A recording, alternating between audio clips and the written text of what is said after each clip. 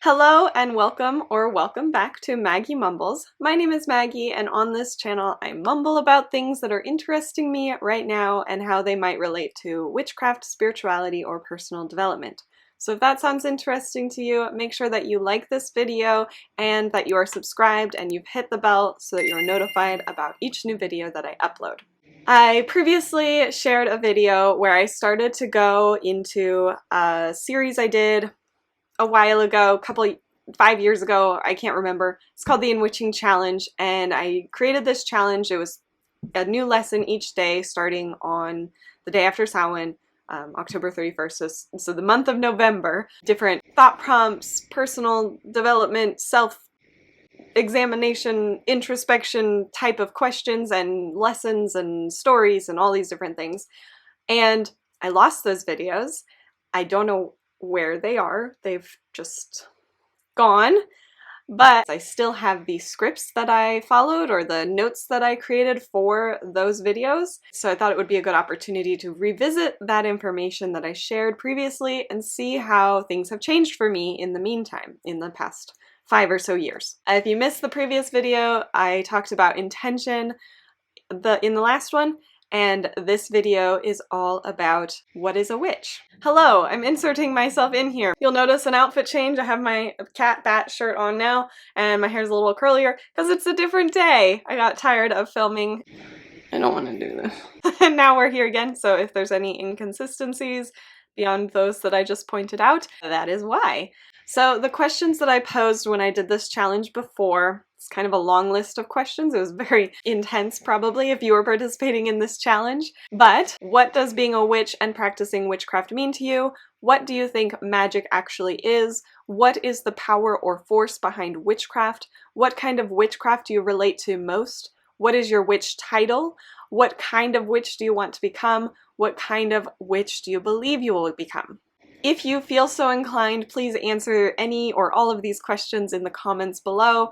If you are a little shy or it's a little too personal, then I do invite you to think about these prompts and write about them in your own personal journal. When I made this video previously during the Enwitching Challenge, I also used it as an opportunity to talk about the myths and misunderstandings surrounding witchcraft. I think these videos are actually already on the channel. 1 minute, 37 seconds later. I realized that these videos are actually not lost. There's this one and some from one of the later, I think actually like 2 more from now. Anyway, they are on my YouTube channel, so I can actually react to myself. And since I already recorded some of this reaction, there might be some inconsistencies to the things that I say in response to it. I liked a lot of what I said there and I didn't think I could do it again, so I'm going to maybe just add a few things where I react right now to this other video. Alright, so here it is. I'm going to be looking at my second screen. It's going to look like I'm just staring at this little box, but I'm actually looking at the screen to watch with you. Today we're going to be talking about the idea of what a witch is. I forgot I did this little intro. That's cute. We've already kind of talked about this, especially if you've already taken Witchcraft 101, you've probably kind of explored this idea, so I didn't want to be redundant or, you know, share the same thing again. I mumbled so much more back then. I don't really mumble. I still mumble, but that was so mumbly. Also, oh gosh, the lighting was so bad, and it's not much better now, the quality of the video, because I haven't invested in like a good camera, but that looks like I filmed it on a potato. Some of you people who are like really into good videos, you're probably like, it still looks like a potato.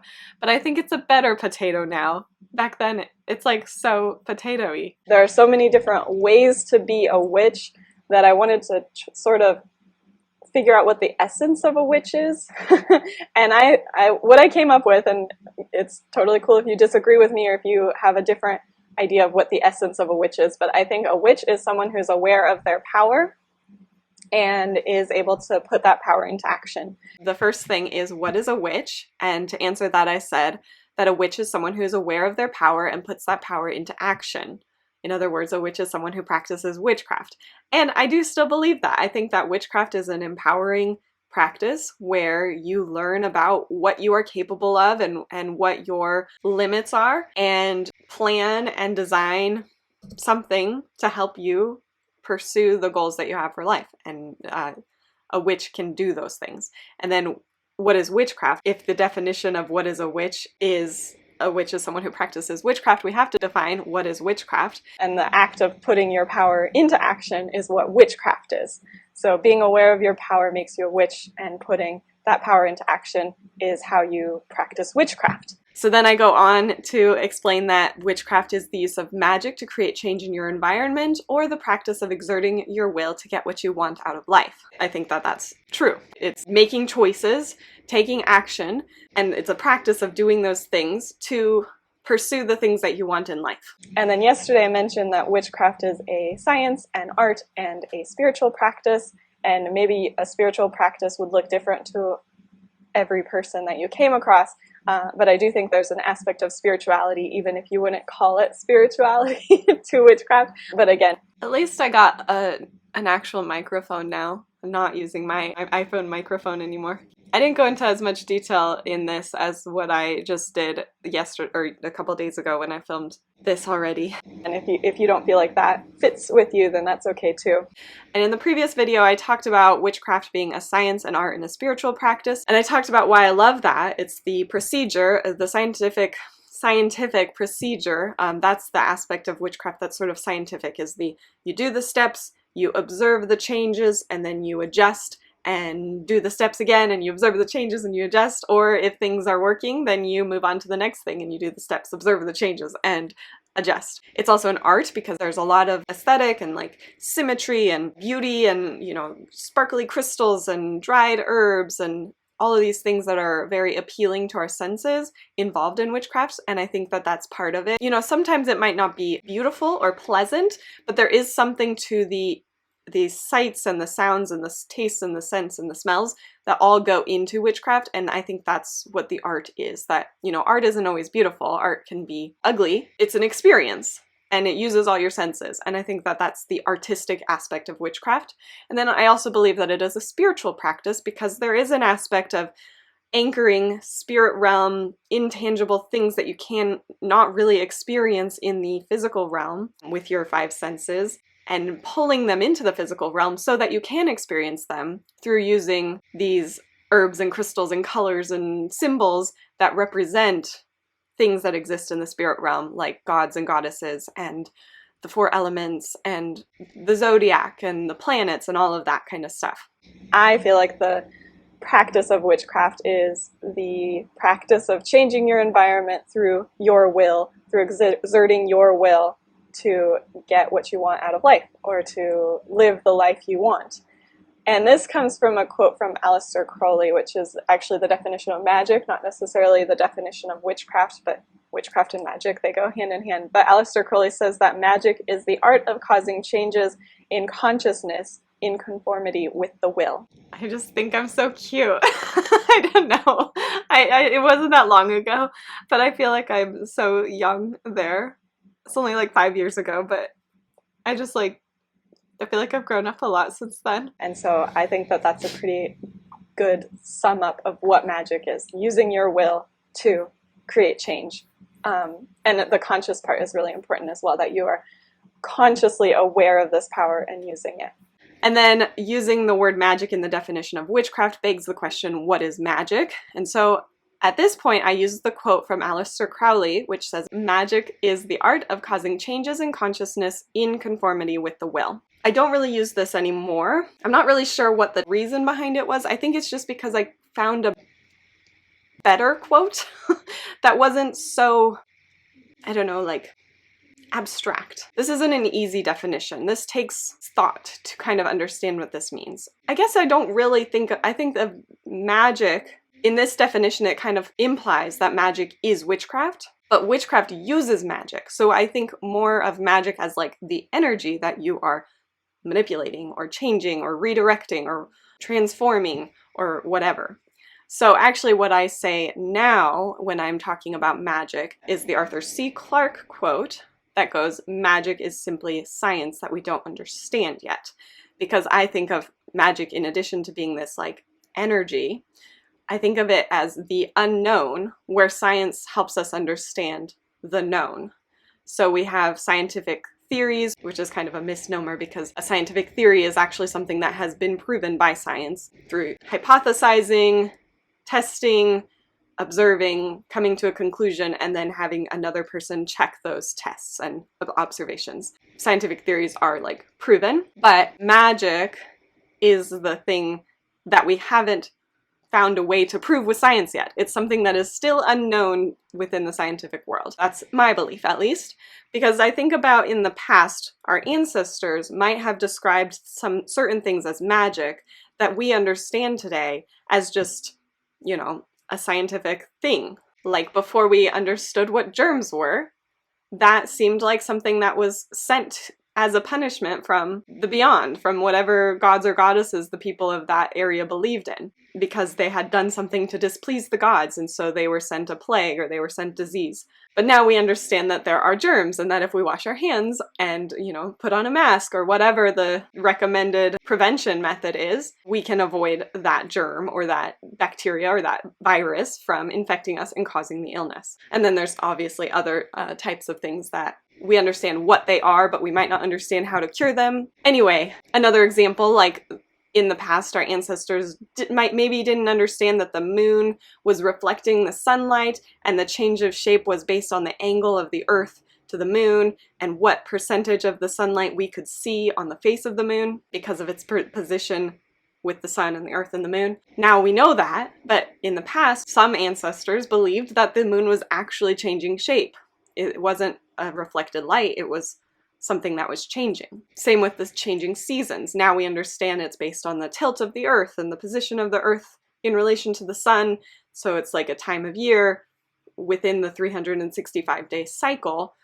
In the past, some ancestors, depending on where your ancestors were in the globe, but some stories talk about the dying god or Persephone going into the underworld, and so Demeter was sad and basically all vegetation died off. So again, in the past, magic was the things that we didn't understand, but now we can explain those, so we have different things that are magic now. Anyway, spent a long time talking about that. If you want more on that, then just go take Witchcraft 101, which is my free course. That's all pretty general definitions, and like I said before, there are so many different ways to express your witchiness and to practice witchcraft. So I just really wanted to get down to the essence of what it is, what we're talking about, what is a witch, the very basics of what we're doing here. So we are aware of our power, and we are able to use that power to design the life we want. These are my definitions of these things, and it helps me to understand what we're talking about, and I also wanted to share them with you so that you can have kind of a baseline for what I'm talking about and how it fits into what you believe in, because as many witches as there are is how many definitions of a witch there is, or what witchcraft is, or what magic is. And so I think the most important thing that you could pretty much say applies to everyone who calls themselves a witch is that a witch is someone who's aware of their power and they use it to make changes. And of course you can take that a step further. Some might say that a witch is someone who is in tune with the environment, is in tune with the natural world and the universe, pays attention to the seasons, the changes of seasons, and the phases of the moon and all of that stuff. But of course there are some witches who aren't necessarily interested in that aspect of witchcraft and that earth-based magic. So that's why I kind of left that part out. Trying to decide if I still think that. I mean, I guess that's still true, that I think that there are witches that don't have that earth-based spirituality, earth-based magic as part of their practice. But for me, that's such an important part of my witchcraft practice and what I teach. It seems a little counterintuitive to practice witchcraft without being in tune with the cycles of the universe and the earth and the way that energy flows depending on the season or the moon phase and all of that, and the planetary positions. And I imagine there are witches who don't pay attention to any of that stuff. I think it would be a minority though, because I can't really think of anyone who I follow or who I read their posts or their books or watch their YouTube videos or whatever that don't have some sort of earth-based aspect. So I think it'd be a really small minority, but I do think that there's still room for people who aren't earth-based spiritualists to call themselves witches. And then there's also the idea of bringing in material objects to help us in our task of using plants and animals and minerals in order to create a tangible connection with our intention. So having that anchor from our thoughts to the physical realm. And in some ways it enhances magic as well. But again, not all witches practice with tools. Some witches only use their intention alone, which I think is a little bit more challenging. And that's kind of why we bring in these tools, because they help us to have a tangible thing to focus our intention. I actually think that I would reverse that statement now. I think being able to, I wouldn't reverse it, I would qualify it, because when I did the original video, I did think that it was like a much more powerful person could use just their thoughts and didn't need the tools and the materials because they were so much more powerful, they didn't need that stuff. Now that I'm even more experienced or have more knowledge and have talked to more people, I don't think that it makes you more powerful to not use tools and materials. I just think it's a different style of witchcraft. And I kind of think it was a little bit ableist of me to have said that, because now that I understand more about my personal neurodiversity, at this time I didn't know that I had ADHD or was potentially on the autism spectrum. The tools and the materials help with the focus. Like I had just said in that little clip, it helps you to focus on your thoughts. And as somebody with ADHD, using the tools and the materials is crucial, and I don't think I'm any less powerful for needing to rely on these things. I also believe the tools and the materials, so tools being like things like your broom or your athame, if you use those things, a cauldron, a candle holder, candles, jars, charm bags, all of these things that create the spell, and the materials being the things that represent spirit realm entities like color, symbol, crystals, herbs, you know, things that you can hold, things that you can see, things you can experience with your physical senses that are part of the spell, what you would put in the jar, you would put on the candle to anoint it. Those are the materials. I think there takes a lot of skill in figuring out what to use for the spell and creating the spell using these things. I think I switched my thought mid-thing. Okay, so let me backtrack because I totally switched my thought mid-sentence. So your tools and your materials, they're what makes witchcraft a craft, and you, the witch, and your intention and your words and your thoughts are what put the witch in witchcraft. So I think they're both really important to witchcraft, and I don't think using one or the other more heavily is a power thing. I think it's a preference thing. I think that's an important thing to recognize from this time to now, how my beliefs have changed. Yeah, especially as someone who is very reliant on doing the actions in the spell work in order to keep my mind in the spell work and not getting lost in like squirrel brain territory where I'm just like, I'm gone somewhere else, I'm not focused on what I'm doing. The tools and the materials help me focus. And I did say that, but I also said that it was harder to just use your intention, and I think it was because I didn't recognize that it was the way my brain works that makes it harder. Hopefully that made sense. I was definitely a little bit ADHD in that explanation, but let's get back. There's just a few more seconds of this clip, and then we'll move on to each of the myths and misconceptions. So that's why I didn't really include that either. It's all about just being aware of your power and being able to exert your will onto the world. I forgot I had Today those we're going to be talking... I forgot that I had those cute little intros and extras. Outros. Intro and outro. It's time for English Lessons with Maggie! Isn't that funny that there's the prefix in can have the opposite of X or the opposite of out. And my brain just did the wrong one. Totally unrelated. Back to the video. And that was English Lessons with Maggie. The last bit of this lesson from the challenge was where I talked about some myths and misconceptions surrounding witchcraft. Here's some things that I just think are important to clear up. Today we're going to be talking about some of the myths and misconceptions and misunderstandings surrounding witchcraft. I think some things are born out of fear from religions and people who fear the unknown, and witchcraft is kind of mysterious. So I think some things are sort of out of that fear. Some of these myths come out of, for some reason, I feel like some witches want to act as gatekeepers and keep other people out, and I'm not really sure what the reasoning behind that is, but I think some of these myths come from that. And then some of them are things that we tell ourselves, just things that we feel inadequate for whatever reason, and so we feel like we're not good enough, so we tell these myths about things that will make us feel more like witches. So there's a whole bunch of different things we're going to talk about, but I just want to make sure we are all on the same page. I still think that's true. There's a variety of reasons why these myths and misconceptions and misunderstandings are surrounding witchcraft, that there's fears of the mysteriousness of it and the secretiveness of witchcraft. There's gatekeeping, people within witchcraft that make these rules that are not necessarily accurate and spread it so that it makes other people feel like they can't be part of the witch community. And the third one being that it's something that we tell ourselves to either make ourselves feel more special or more worthy of calling ourselves a witch, to give sort of an importance to ourselves. So yeah, those are the three. I still think that those are the three reasons that these myths and misconceptions come from. Some of these other myths that we've heard, and actually I've heard asked in this group as well, or in my personal email, I've gotten these questions before. So I just wanted to just clear the air. We're all here, and this will be an opportunity for all of us to kind of get on the same page about some of these myths. And of course there are different perspectives even when it comes to these things, so this is my understanding of witchcraft. Hello there, Editing Maggie here to split up the video and leave you on a cliffhanger right before we get to the myths and misconceptions.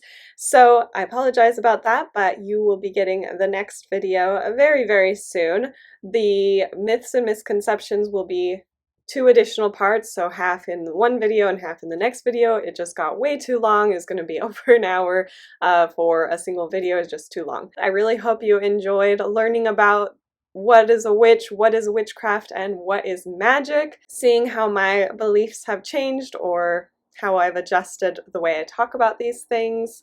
I hope it added to your own understanding, and I also hope that you have a wonderful evening, night, morning, afternoon, whenever you're watching this, wherever you are in the world, and I will see you next time.